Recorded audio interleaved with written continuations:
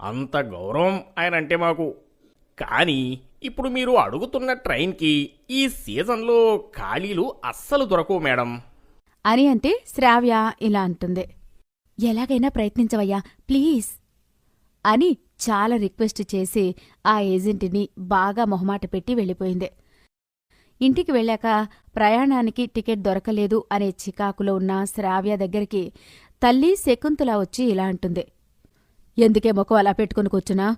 మీ నాన్నగారు డబ్బులిచ్చారు కదా ఊరిపోవడానికి, ఇంకెందుకు అలా ఉన్నావు అని అంది. అప్పుడు శ్రావ్య ఇలా బదులిస్తుంది. అమ్మా, నన్ను అనవసరంగా కదపకే. నా బ్రతుకి ఏదైనా అంత తేలిగ్గా దక్కదు కదా. నేను దరిద్రాన్ని వెంట పెట్టుకుంటాను, దరిద్రమే నా వెనుక వస్తుందో తెలియదు కాని ఒకటి దొరికిందని ఆనందపడేలోపే ఇంకొకటి ఏడిపిస్తుంది కదా. మళ్ళీ మొదలుపెట్టావా? ఇప్పుడు ఏమైందని ఆ చికాకు అని అడిగింది.